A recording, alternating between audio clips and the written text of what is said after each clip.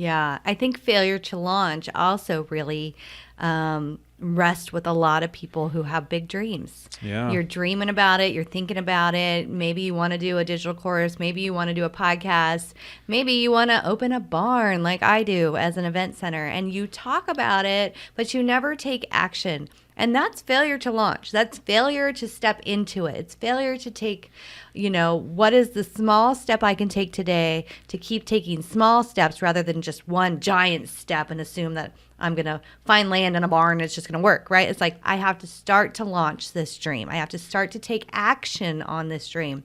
And that is part of growth. So if you're a dreamer, and you have this, something on your heart that you just feel like I'm supposed to be doing, then don't just dream about it. Start turning it into action. Figure out what it is. For me, you've heard me talk about the barn, and it's felt like, well, all these things have to happen before there'll be time for me to do my dream. And David and I have been having these conversations. It's always felt like an either or. And so I said to him, can it be an and? Can we run the business, and can we do the podcasting, and can I start launching the barn? Does it have to be, we have to make this much money, or we have to make, check out these boxes before I can launch this dream? Or can I launch this dream? And I think that that's part of, if you have a partner or a spouse or a friend, that's part of having those conversations, to get someone to encourage you to say, no, we can do it all. Yeah.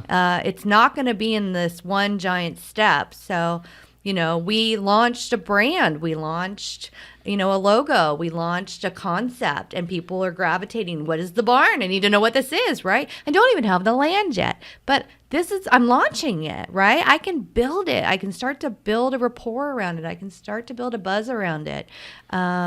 And I think that is part of it. So many of us get so caught up in, it's never going to work. I'm not good enough. I'm not qualified. I mean, how many times have we felt unqualified to do something? And we always say, if you know 10% more than the person you are teaching, you are qualified, right? No question about it. And I think that's a beautiful thing. Yeah, the barn, I mean, it could show up tomorrow. You never know. But continuing to move forward and taking that action is paramount. I mean, when we launched this podcast, just getting the equipment and figuring that out was a lot. And, we're continuing to do more and more, and now video. Same thing with the business. We're starting to pivot that a little bit. The digital courses, that's something, but we're taking action. Mm-hmm. And people say, well, I don't have the time. Neither do we. Neither do we. And it's all the way that we manage the time, and how we figure out what the priorities are and how much time we're going to put into those priorities. It is possible. I don't want and think about this. 12 months are going to pass regardless. It's going to be October 2022 and 12 months from now. So are we going to be sitting here going, man, I hope we can get that barn soon, or I hope we can do this with the business? Or are we going to look back and say, man, we took a lot of crazy steps forward.